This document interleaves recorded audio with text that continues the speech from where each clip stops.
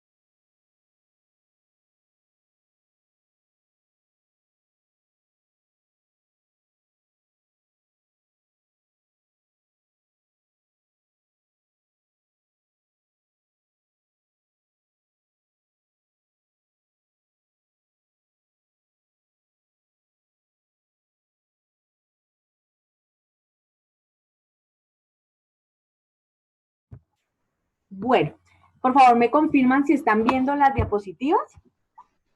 Sí, profe. Sí, profe. No. Sí, señora. Ok. Bueno, muy bien. Seguramente tienes problemas de conectividad.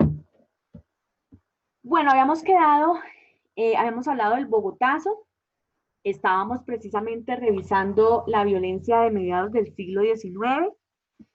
Y entonces, a raíz precisamente del Bogotazo, surgen las guerrillas liberales. Las guerrillas liberales, unas dirigidas por Guadalupe Salcedo, otras por otros liberales de la época. Básicamente, estas guerrillas se alzan en armas en varios departamentos del país, especialmente en los llanos orientales, en Cundinamarca, en el Tolima, Magdalena y Córdoba. Se dice que se levantaron en armas más de 10.000 hombres de las guerrillas liberales. Ellos se levantan en armas porque efectivamente estaban en contra del gobierno autoritario de Laureano Gómez. También el Partido Comunista conforma sus propias autodefensas, lo cual después será el EPL. Y los sectores aliados del gobierno también conforman el grupo de contraguerrillas, básicamente en dos facciones. Los chulavitas, que eran como la policía secreta del gobierno, y los pájaros, que son aquellos campesinos y ciudadanos conservadores que precisamente están a favor del gobierno conservador y que se preparan para esta ofensiva contraguerrillera. Entonces, ¿qué pasa? Laureano Gómez era el presidente de la República, pero resulta que a Laureano Gómez le dan golpes, pues no, bueno, antes de eso, Laureano Gómez renuncia el 5 de junio de 1951, pide como una licencia, se retira del cargo por motivos de salud y designa a su ministro Roberto Urdaneta como presidente designado.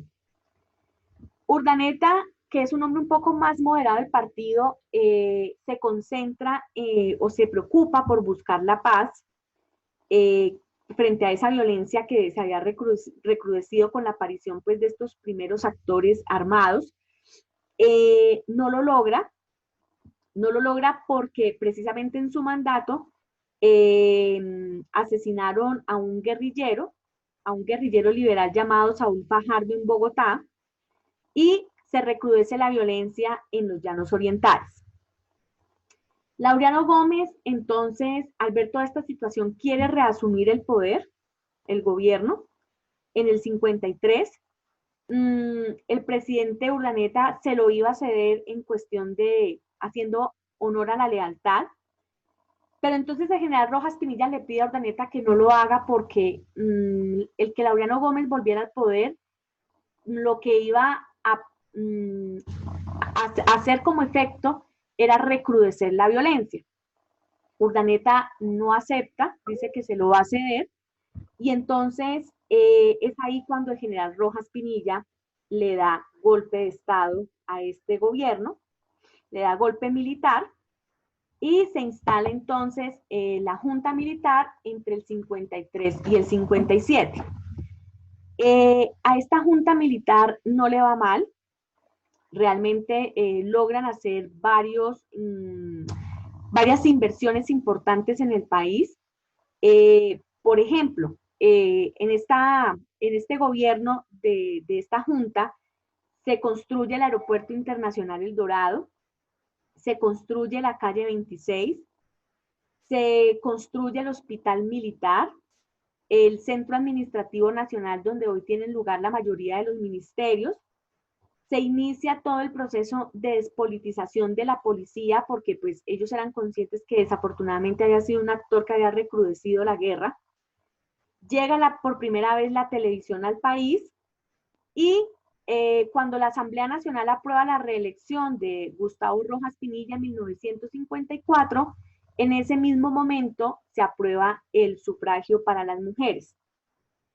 Más adelante, pues, el general Rojas Pinilla crea la Alianza Nacional Popular. Es un movimiento político con el cual él va a enfrentarse a la candidatura de Misael Pastrana Borrero. Mientras estaba la Junta Militar en el poder, la oposición lo empieza a acusar de censura, de que él cerraba aquellos medios que hablaran mal contra el gobierno, lo acusan de aumento de impuestos, lo acusan de un saqueo rampante de oro y platino que es entregado a Estados Unidos, Y entonces, debido a todo eso, se gesta un paro cívico que le hacen la clase empresarial y la clase política opositora, y esto pues lo obliga a renunciar en 1957. Aparece entonces el Frente Nacional por el Pacto de Benidorm. Es un acuerdo que hacen Alberto Lleras y Laureano Gómez, y básicamente pues es un pacto que acuerda varias cosas. La primera, que el candidato presidencial elegido tenía que ser producto de un acuerdo bipartidista, una distribución burocrática de los dos partidos en las tres ramas del poder, una distribución igualitaria de curules tanto en Cámara como en Senado, y el acuerdo de que no podían participar otras fuerzas políticas en las elecciones presidenciales, y la alternancia, por supuesto, en la presidencia de la República. Entonces, pues los presidentes fueron Alberto Lleras Camargo, inicia en el 58 hasta el 62, luego Guillermo León Valencia, el Caucano, del 62 al 66, y aquí es donde nacen las FARC y el ELN, por aquello que él denominó las repúblicas independientes, y que había que atacarlas con todo el poder militar del Estado. Y eso avivó mucho más pues la creación de las FARC, porque básicamente pues la causa es este acuerdo tan antidemocrático que vive el país, lo que motiva que ellos se organicen en un grupo alzado al margen de la ley.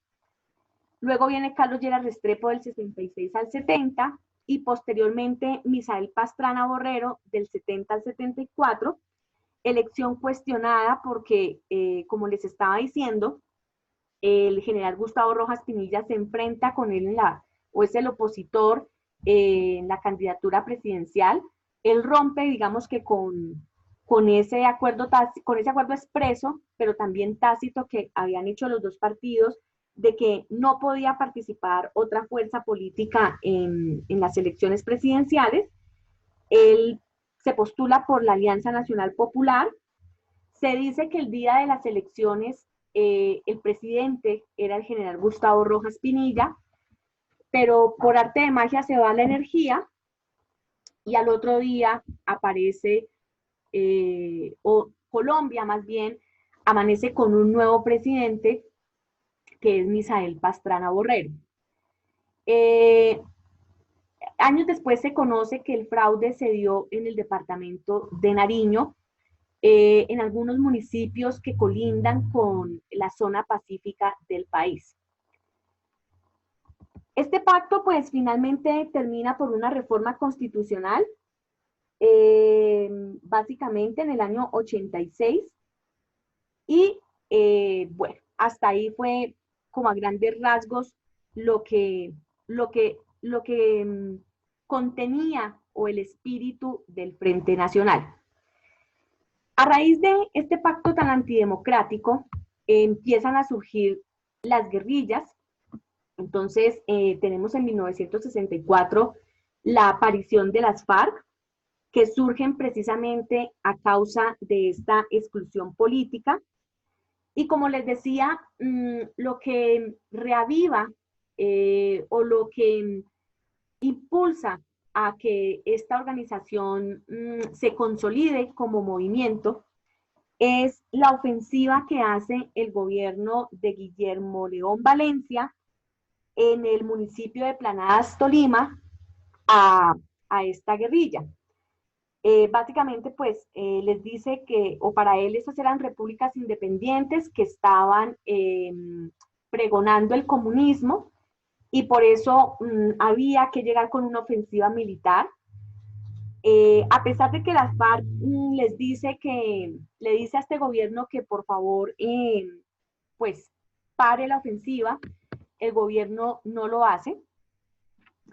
Y entonces aquí es donde pues se afianzan con mayor motivación, y los primeros integrantes de las FARC empiezan a ser precisamente los campesinos de la región. Ellos practican una ideología, como todos sabemos, marxista-leninista. Es una organización de extrema izquierda y el discurso sobre todo es netamente frente a una reforma agraria, frente a una distribución más equitativa de la tierra, frente a una función social que debe cumplir la tierra en el país. Posteriormente viene el ELN, también en el 64, y el ELN surge cuando numerosos movimientos religiosos y estudiantiles empiezan a inspirarse en la Revolución Cubana. Se conforma entonces un grupo de 18 estudiantes universitarios de distintas facciones, algunos son miembros del Partido Comunista, otros del Movimiento Revolucionario Liberal, otros del Movimiento Obrero, otros del Movimiento Estudiantil, otros del Movimiento Campesino, y conforman algo que se denominó la Brigada Pro Liberación José Antonio Galán. Recordemos que José Antonio Galán fue este socorrano de Santander que se opuso al edicto de la monarquía española que instauraba más impuestos para la colonia. Y a raíz precisamente de esa rebelión, pues es condenado a pena de muerte. Algunos de los importantes miembros del ELN son, por ejemplo, el padre Camilo Torres. Él era catedrático de Sociología en la Universidad Nacional y fue quien impulsó al interior del ELN algo que denominó la teología de la liberación. La teología de la liberación era una facción ideológica que tenía dos objetivos fundamentales. El primero era poner en el centro de atención a los pobres. Para él definitivamente el Estado tenía que equilibrar esos desequilibrios sociales que habían en la sociedad. Y básicamente, pues esa era una de las funciones intervencionistas del Estado, un Estado interventor en la economía con el ánimo de igualar a quienes hacen parte de la sociedad. Y también se llamaba teología de la liberación porque él era fiel defensor de que nadie podía ser esclavo de nada. Y para poder llegar a ese nivel de conciencia, pues tenía que haber una toma de conciencia, precisamente de ese estado de esclavitud, de ese estado de explotación. También una guerrilla de extrema izquierda, marxista-leninista, con un componente militar más fuerte que las FARC. Luego viene el EPL en el 67, inicialmente fue el brazo armado, como les había dicho, del Partido Comunista, y también bajo un ideario marxista-leninista con unas propuestas también muy profundas, sobre todo en reformas agrarias. Luego viene el M19 en el 70. Esta es una organización guerrillera de carácter urbano. Surge precisamente a raíz del fraude en las elecciones presidenciales del 19 de abril de 1970, donde, les vuelvo y repito, gana pues Misael Pastrana sobre el general Gustavo Rojas Pinilla. Básicamente el M19 practica una ideología de nacionalismo, de socialismo democrático, en el cual haya lugar a una economía mixta y a un Estado absolutamente de bienestar. Cuando también se habla de economía mixta, no solamente se habla de estado de bienestar, sino también de una democracia en la economía. Pero pues para ellos, por supuesto, no puede haber una democracia en la economía si no hay una intervención del Estado que regule lo económico en el país, precisamente para prevenir el abuso de los actores económicos en la sociedad, porque claramente pues todos los actores económicos lo único que los afana es el ánimo de lucro. Y por último, el Quintín Lame, que es una guerrilla indígena colombiana del sur del país, del Cauca exactamente, toma su nombre del líder indígena caucano Quintín Lame Chantre y se caracteriza porque empieza en el país a haber una mirada mucho más multicultural, unas políticas mucho más multiculturales, donde la cosmogonía de ellos, por supuesto, también sea parte de toda esa arquitectura institucional. También otra de sus causas es la defensa de la tierra. Ellos consideran que son propietarios de las tierras, tierras que les fueron arrebatadas en la época de la conquista, y que nadie mejor que ellos para seguir bajo la titularidad de la tierra, porque ellos ven a la tierra como la madre de todo y por ende conocen los ciclos de producción y tienen un sentido más ambientalista pues, bajo el cuidado de la misma. Posteriormente surge en los años 70 el narcotráfico. Inicia con la bonanza marimbera entre los 70 y los 80. Y esa bonanza marimbera se dice que el origen son precisamente los cuerpos de paz de Estados Unidos, quienes traen la semilla de marihuana al país. El centro de producción se vuelve la Sierra Nevada de Santa Marta. Luego esto evoluciona a la coca a finales de los 80 e inicios de los 90. Alrededor de la coca entonces aparecen los primeros carteles de la droga, y entonces ahí es cuando pues tiene lugar en Cali los Rodríguez Orejuela, en Medellín Pablo Escobar, escuchamos nombres como el de Carlos Leder, Gonzalo Rodríguez Gacha, y pues esto trae, por supuesto, unas consecuencias en el país en varios niveles. A nivel político, pues el narcotráfico empieza a infiltrar las campañas políticas. De hecho, pues Pablo Escobar fue representante a la Cámara. Hay soborno a candidatos presidenciales, recordemos el proceso 8000. Y bueno, toda un fenómeno de corrupción a partir del narcotráfico en la clase política del país. Trae también un ciclo de violencia atroz. Recordemos la toma, o más bien la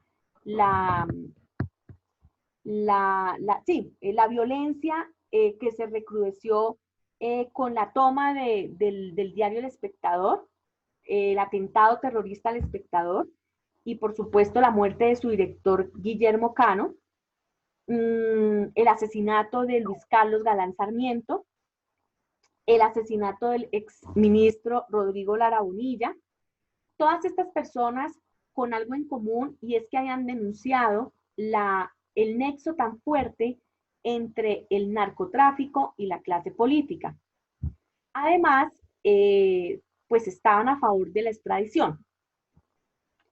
También trae consecuencias, bueno, también lo otro es que pagaban policías a sueldo, la muerte de policías a sueldo, porque pues todo esto era producto de un enemigo común que los carteles habían básicamente objetivizado.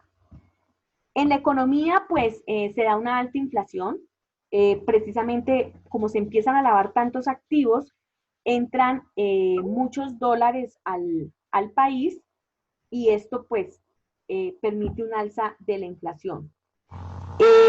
En lo cultural, pues queda mucho de esa cultura de la mafia, desafortunadamente, en estructuras políticas, en estructuras públicas, de instituciones públicas, esa cultura de ganarse el dinero fácil, el sicariato, muchos jóvenes de las zonas marginales imbuidos en el sicariato y matando a sueldo. Y bueno, esas son básicamente como las consecuencias que deja el narcotráfico. Aquí quiero que por favor escuchemos un audio precisamente que da más detalles sobre lo que fue el narcotráfico en el país.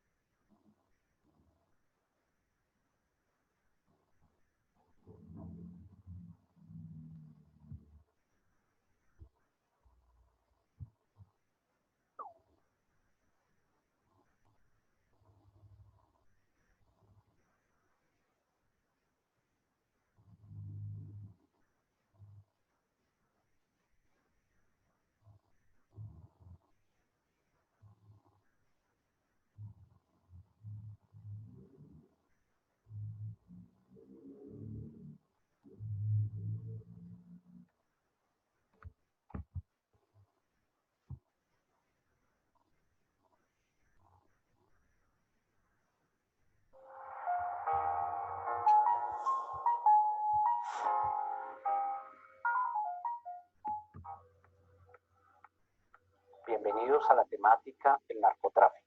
Comencemos con la violencia bipartidista. En los años 50, el asesinato de Jorge Eliezer Gaitán, pasando luego por la violencia generada por el surgimiento de las guerrillas en los años 60. Posteriormente, en los años 70, surge este personaje del cual vamos a hablar, que es el narcotráfico, precisamente. Y en los años 80 surge el paramilitarismo. Así que el contexto que va a dar lugar al narcotráfico es un contexto que está marcado, definido por la violencia permanente en nuestro país. Y algo muy importante de tener en cuenta es que a lo largo de la segunda mitad del siglo XX esta violencia se empieza a degradar. Entonces vamos a observar junto con el narcotráfico secuestros masivos, terrorismo, desaparición forzada, magnicidios, genocidios, etcétera, que es lo que va a inaugurar precisamente parte de lo que es el siglo XXI. El objetivo principal entonces de esta temática es mirar cuáles son aquellos factores que han determinado el surgimiento y el desarrollo y el auge del narcotráfico en Colombia y cómo ha determinado de alguna manera el impacto, cómo ha impactado en todos los aspectos de la vida de los colombianos. El narcotráfico empieza, podríamos decirlo de alguna manera, en los años finales de los 60 y principios de los 70 con la bonanza marimbera. La marihuana es la que entra principalmente en esta década de los finales de los 60 y los 70 a Colombia por la Sierra Nevada de Santa Marta. Según testimonios, según la historia, cuenta que son los cuerpos de paz venidos de los Estados Unidos para contener el desarrollo del comunismo en América Latina, quienes van a traer la semilla de la marihuana y se va a extender por Colombia, pero el foco de producción va a estar en la Sierra Nevada de Santa Marta. ¿Qué es lo que va a hacer que se extienda estos cultivos de la marihuana? Va a ser que va a ser producido por el hecho de que la producción de algodón va a tener una crisis, el algodón, y la producción de telas también va a sufrir. Entonces, de alguna manera se va a cubrir ese vacío económico con la producción de la marihuana. Sin embargo, la producción de la marihuana tiene sus, digámoslo así, sus lados negativos, en el sentido en que para ganar dinero, para generar producción y capital, se necesita mucho más, digámoslo así, producción. En cambio, la cocaína es más poca y genera mayor dinero. Entonces, para el transporte de la marihuana se requería mayor dinero porque pues era más el contenido. Entonces, la bonanza marimbera va a ser uno de los protagonistas que va a iniciar el tema del narcotráfico. En segundo lugar, uno de los protagonistas claves son estos personajes que empiezan a surgir gracias a la cocaína, que ya se empieza a gestar a finales de los 70, principios de los 80. A estos personajes se les ha llamado los mágicos, y se les llama los mágicos porque de un momento a otro, sin tener nada, pasan a tenerlo todo: haciendas, fincas, caballos, ganadería, etcétera, porque se convierten en unos personajes que van a determinar la vida y la cotidianidad del país. Como vemos en la imagen, está la hacienda Nápoles, que es una hacienda que adquirió Pablo Escobar de 3.000 hectáreas, y vemos en la parte superior la avioneta con la cual Pablo Escobar hizo su primer transacción y su primera negociación de cocaína. Entonces, estos personajes llamados los mágicos van a tener una incidencia importante en la vida social y en la vida cultural de las poblaciones, incluso financiando programas cívicos, generando procesos de corrupción masiva, incidiendo en campañas políticas, etc. Los carteles, de alguna manera, ya para los años 80 se convierten en la forma y en la consolidación económica de la producción de la cocaína. El cartel de Cali y el cartel de Medellín van a ser los grandes protagonistas, con Carlos Leder, Pablo Escobar, con los Rodríguez Orejuela y con el clan de los Ochoa. Van a ser los protagonistas de esta historia del narcotráfico en Colombia. Algunos capturados y llevados a extradición, y otros dados de baja pues en un proceso pues de captura. Tranquilandia se convierte en una etapa crucial en esta época y en esta historia del narcotráfico. Tranquilandia va a ser, digámoslo así, la apoteosis de la producción de la cocaína. En 1984, el gobierno de Colombia logra detectar uno de los laboratorios más grandes, más importantes de producción de cocaína en Colombia, con alrededor de 9-8 pistas de aterrizaje, alrededor de varios laboratorios, y una producción de toneladas, cantidad de toneladas de producción de cocaína. Cuando los agentes del Estado logran detectar Tranquilandia y logran detener su producción, es ahí cuando se empieza a dar un terrorismo masivo por parte de los carteles como una forma de venganza respecto a este hecho. Las consecuencias del narcotráfico, en primer lugar, son la violencia, los asesinatos de personajes que van a denunciar la influencia de los carteles de la droga en la política. Sobre todo, tenemos el caso de Guillermo Cano, director del Espectador, que fue asesinado. Y también tenemos a Rodrigo Lara Bonilla, el primer asesinado después de lo que fue Tranquilandia, de la detección de Tranquilandia. Ministro de Justicia Rodrigo Lara Bonilla, que había denunciado la influencia de Pablo Escobar en la política. Entonces, la influencia del narcotráfico en la economía colombiana es muy importante tenerla en cuenta, porque esa influencia va a transcurrir todo el resto del siglo XX. Tenemos una alta inflación producto de la entrada masiva de dólares, un alto lavado de dinero, lavado de activos, que va a implicar la compra de equipos de fútbol como en este caso Millonarios o el Nacional con Pablo Escobar, Millonarios Gonzalo Rodríguez Gacha, si se apropia de este equipo, lavado de activos, compra de grandes haciendas, sobornos. Entonces la economía colombiana se va a ver permeada por los dineros del narcotráfico, por ejemplo con la industria de la construcción. Estos personajes como Pablo Escobar van a influenciar la vida de las comunidades, fundando barrios, por ejemplo, y ganándose el afecto y la amistad de los pobladores. Entonces, las consecuencias en la política son varias, muy importantes. Primero, la corrupción, la infiltración en campañas políticas, el asesinato o genocidio de líderes políticos importantes, incluso opinadores de la prensa, muy importantes también, el soborno a candidatos presidenciales, en este caso influenciados por el cartel de Cali. Se considera que la campaña de Samper estuvo influenciada por el cartel de Cali. Entonces tenemos ahí el proceso 8000 y otra serie de características de influencias más en la vida política. En la cultura, hay una película muy importante que recomendaría, que es Rosario Tijeras, donde se ve la influencia del narcotráfico en la vida cultural de las zonas, sobre todo más marginales, en este caso las comunas de Medellín y otra serie de comunas como en Cali, donde se empieza a gestar un conjunto de jóvenes dedicados al sicariato, que quieren ganar dinero fácil, que quieren tener un estatus de vida mucho más alto, y empiezan a adquirir unas modas y empiezan a adquirir unas formas de hablar que algunos le denominan el parlache. En este caso, el narcotráfico va a incidir también en otras músicas que empiezan a escucharse con más fervor acá en el país, como los corridos, por ejemplo, como la música norteña y de alguna manera el estatus, la forma de vida que quieren estos capos llamados patrones y que se convierten de alguna manera en estilo de vida que va a incidir en las personas y en un modelo de vida va a ser muy importante para la transformación cultural de la sociedad colombiana. Algunas conclusiones.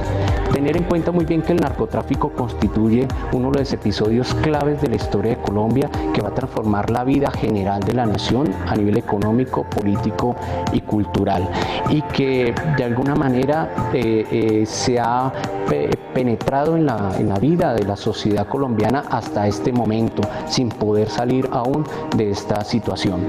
Una recomendación sería que empezáramos a analizar las posibilidades de solucionar este flagelo y que desde la universidad gestionemos los debates y las reflexiones para poder alcanzar salidas a esta situación.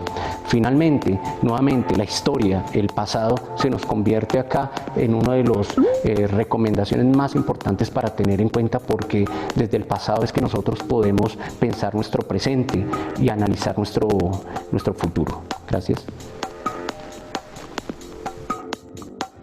Bueno, y entonces,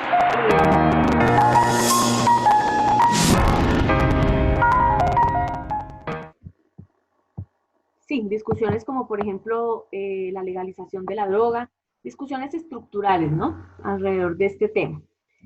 Luego viene entonces el paramilitarismo.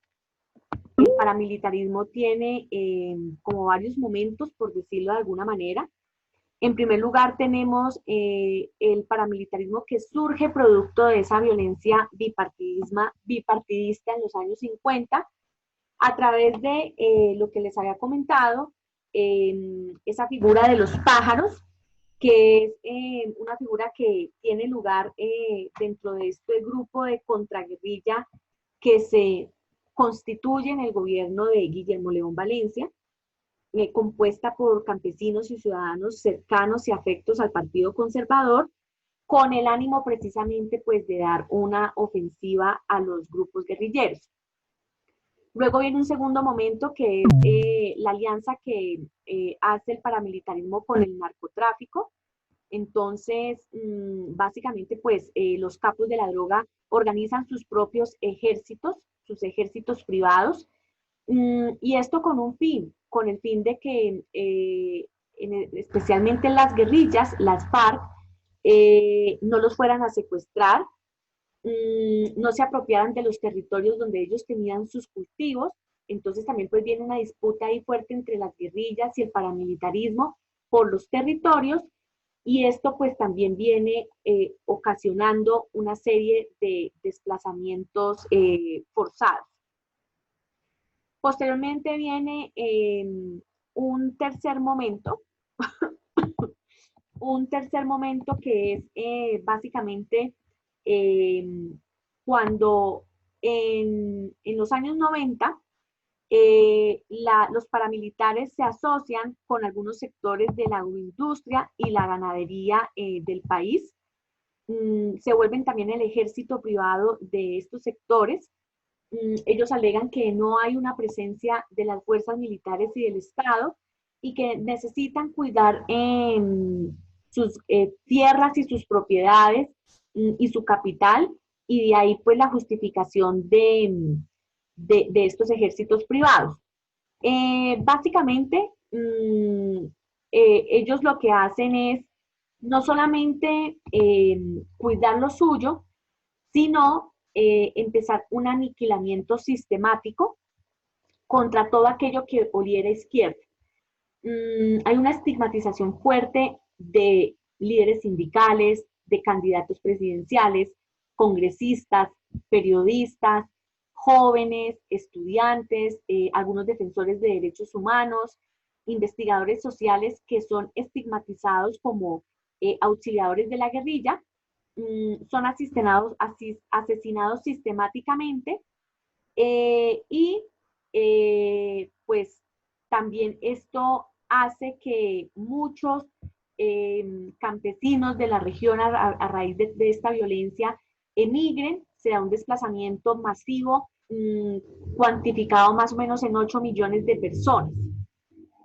Recordemos que entonces ya para esta época de los 90, pues ya los paramilitares no solamente tenían la financiación del narcotráfico, sino también de algunas empresas transnacionales y de algunos hacendados. Y esto ha ido teniendo también como una evolución en cuanto a la reconfiguración de la organización, ¿no? Entonces, en los 80 eran las Autodefensas Unidas de Colombia, en el 94 se transforman a Autodefensas Campesinas de Córdoba y Urabá, en el 97 en Autodefensas Unidas de Colombia, y es en estos años precisamente donde hacen una infiltración muy fuerte en la clase política del país, tanto que se llegó a decir que el 30% del Congreso tenía alianzas con estructuras paramilitares. Y pues lo que uno logra deducir por lo que uno ha escuchado y lo que ha leído es que a ellos les interesaba tener esas alianzas para poder legalizar todos esos despojos de tierras de los cuales eran autores, despojo de tierras sobre todo a campesinos, porque como los amenazaban en el mejor de los casos y no lograban asesinarlos, pues toda esta gente salía despavorida para las ciudades capitales con el ánimo de preservar su vida. Los paramilitares se adueñaron de esos predios y pues lo que necesitaban era una ley de tierras que les ayudara a formalizar la propiedad de esas tierras que habían sido despojadas a los campesinos. Aquí quiero que veamos una explicación muy sucinta pero muy completa que se hace sobre el paramilitarismo. Permítanme, por favor.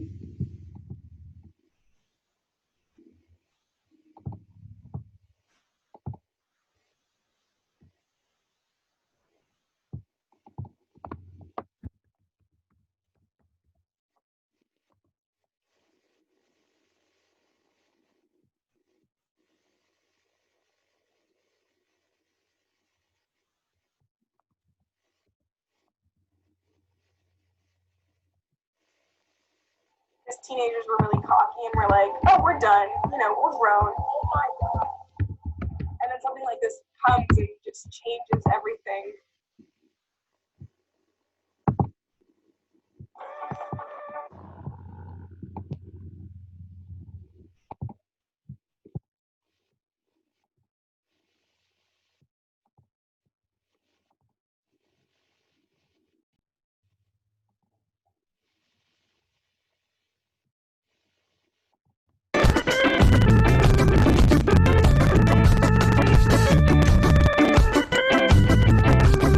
Hola, ¿qué tal? Muy amables por seguirnos acompañando en este canal de YouTube Ariel Explica.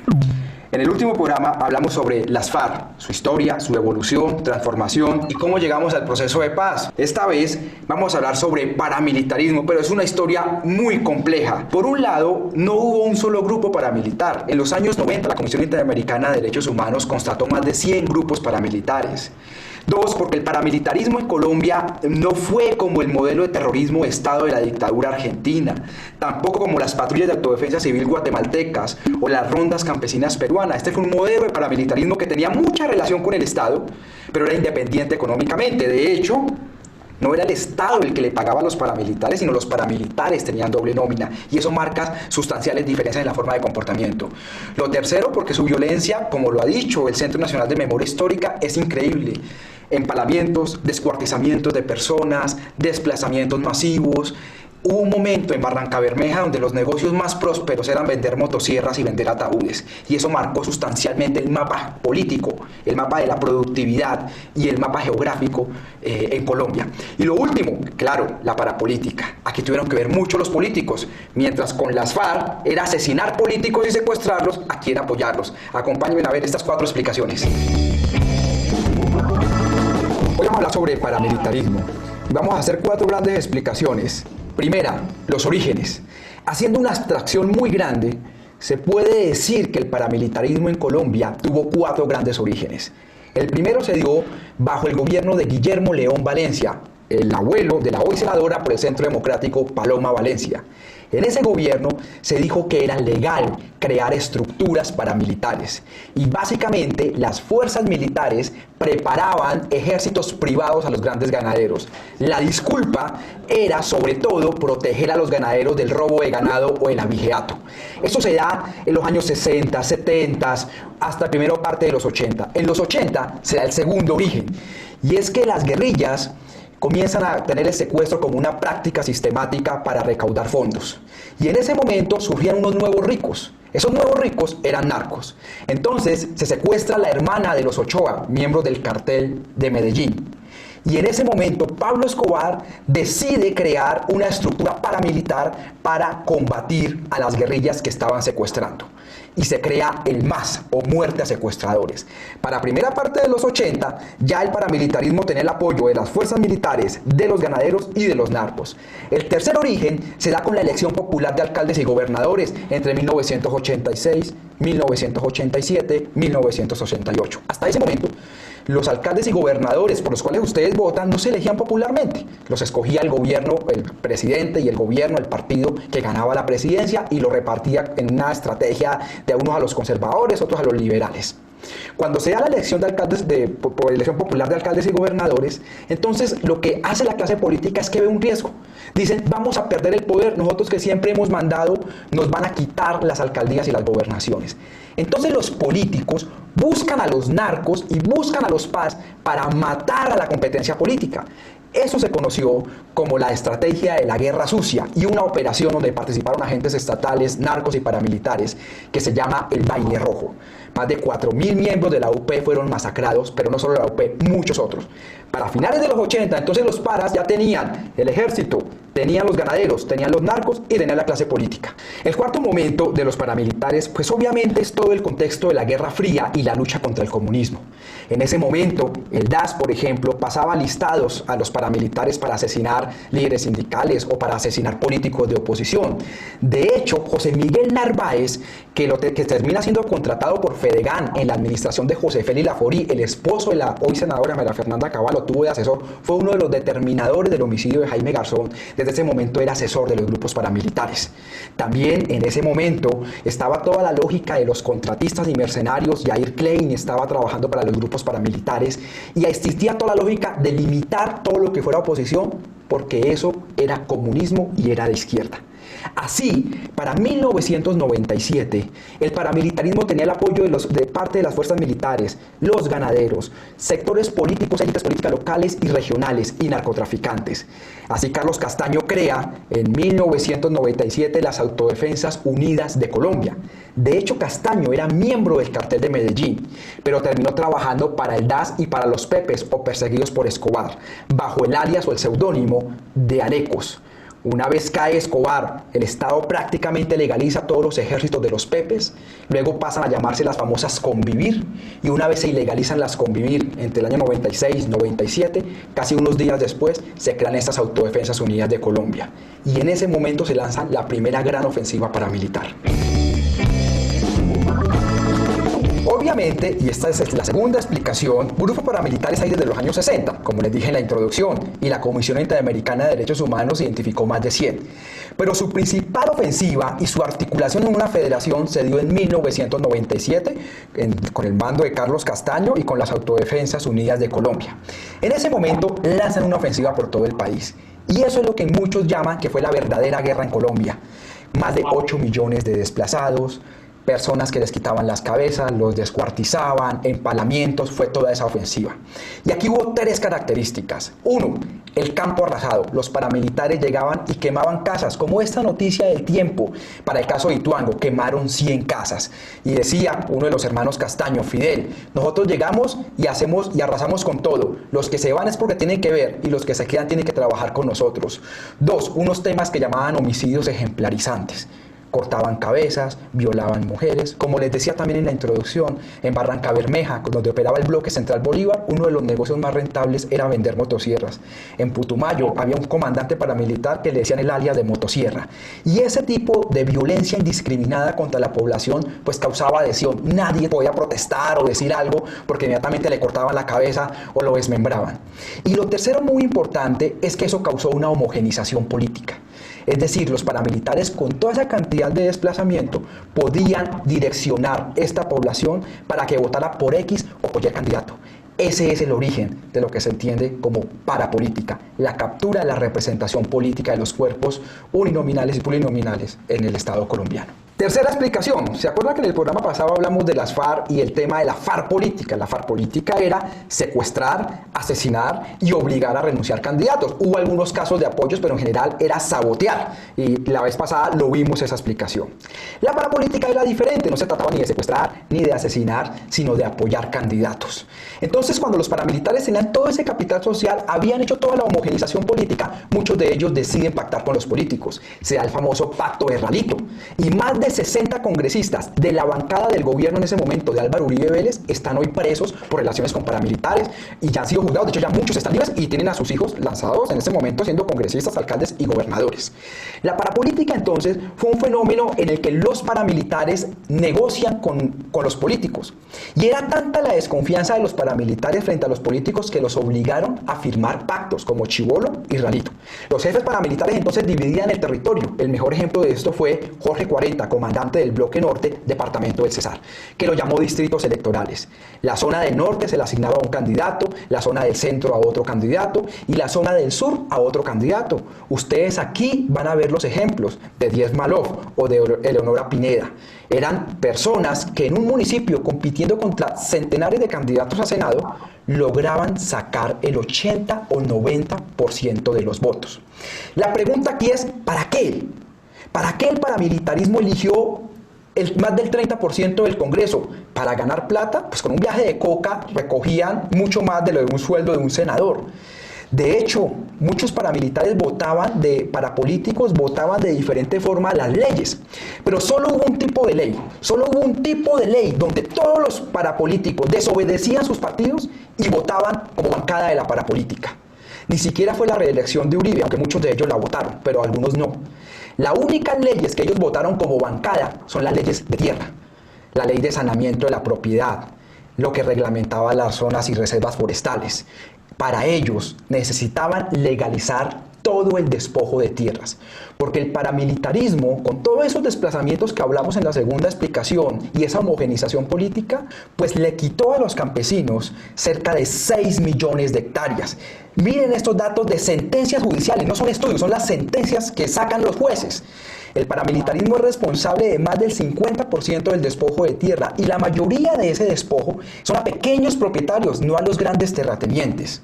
Por alguna razón, los testaferros de los paramilitares le terminaron cediendo o vendiendo a políticos y empresarios que hoy tienen toda esa tierra despojada.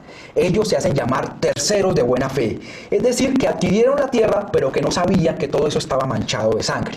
Y ellos por eso no quieren el proceso de paz y no quieren la justicia transicional porque les va a tocar devolver todo lo que se robaron. También por eso, la hoy senadora María Fernanda Cabal, que viene del gremio de los ganaderos, está promoviendo un proyecto de ley para legalizar todo ese despojo. El paramilitarismo, por tanto, cambió el mapa político porque desplazó mucha gente que después no pudo votar. Cambió el mapa de la productividad, sembraron palma y en general agroindustria.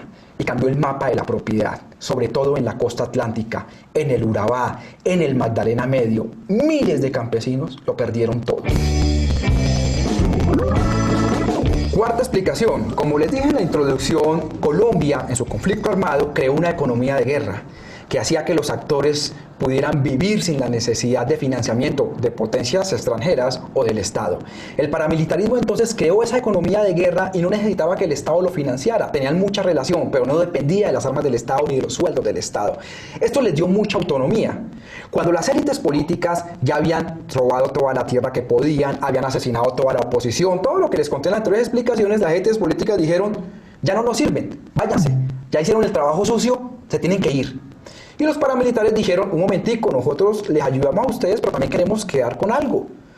Y entonces nacen las famosas BACRIM, hoy llamado Grupos Armados Organizados. Cuando se da la desmovilización paramilitar, cerca del 22% de los paramilitares reinciden. Comparemos, con las FARC la reincidencia llega al 14%, que están en estándares internacionales. Aquí fue el 22%.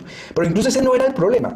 El problema era que cerca del 80% de los mandos medios reincidieron. Pirata, Cuchillo, Sebastián, Valenciano, todos ellos, Don Mario, todos ellos se habían desmovilizado y luego se rearmaron. De ahí nacen una serie de grupos y denominaciones, inicialmente en 2006, 2007, 2008, fueron más de 100, y luego se fueron reduciendo porque entre ellos se iban cooptando, y es lo que ustedes hoy escuchan como Clan del Golfo o el Clan Úsuga o Autodefensas Gaitanistas de Colombia, es lo que ustedes escuchan como Caparrapos, es lo que ustedes escuchan como Organización Nueva Generación o como los Pachenca, vienen de toda esa desmovilización paramilitar. ¿Qué son ellos? Ellos son mercenarios. Si usted que me está viendo tiene plata para contratarlos, para matar a alguien, los puede contratar, yo los puedo contratar, ellos se venden al mejor postor. Muchas de estas pequeñas estructuras mercenarias son las que matan líderes sociales, pero no por un tema ideológico, sino porque hay alguien detrás pagándole. Esa es la herencia de esta guerra, que hasta la vida de una persona vale 500.000 pesos de un líder social, porque hay un montón de mercado negro de mercenarios que trabajan al mejor postor. Son como guardias pretorianas, como ejércitos privados. Yo sé que usted no me va a creer todo eso que le estoy contando. Le pido el favor que lea el informe del Centro de Memoria Histórica Basta Ya, que vea los libros que nosotros hemos escrito en la Fundación Paz y Reconciliación, que googlee, que miren las noticias, que haga un estudio y se dará cuenta que hay una relación perfecta entre clase política, paramilitarismo y violencia política, porque aquí en ese país el que piense diferente lo pueden matar.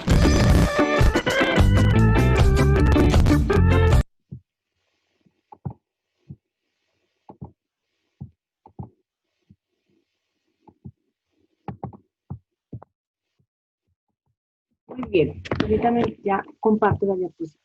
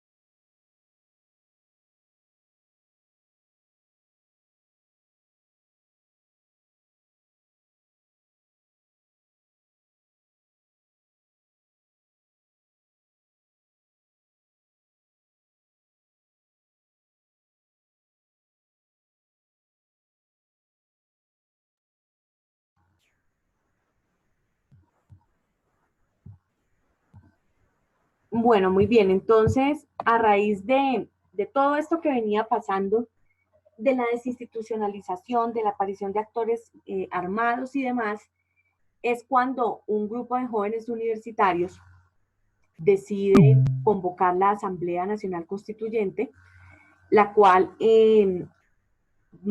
tuvo 74 constituyentes, si no me falla la memoria, y estuvo representada por más de 10 partidos, movimientos estudiantiles, grupos indígenas, los desmovilizados del M-19.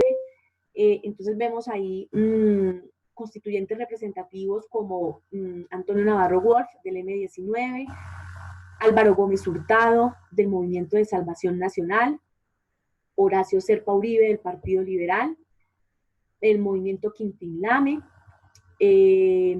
todos los universitarios que habían tenido pues, que ver con la convocatoria. Y entonces pues se pide una constitución en donde básicamente se borra de un pincelazo la del 86. La expedición se hace a nombre del pueblo y no de Dios. Se reconoce que el pueblo es soberano, que en él reside la soberanía porque pues es en la Constitución del 91 donde aparece la democracia participativa.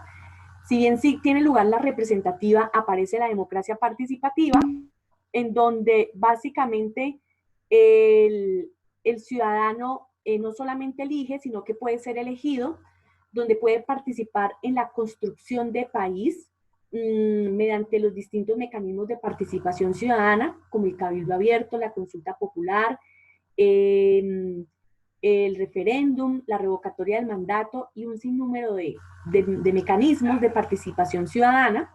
Y pues precisamente pensándose en que la democracia iba a ser de este estilo, pues se expide la Constitución invocando al pueblo. También se da una descentralización política, por eso es que pues hoy podemos elegir alcaldes y gobernadores con el sufragio universal, y algo de descentralización administrativa para que pues estos gobernantes puedan ordenar con más autonomía sus territorios.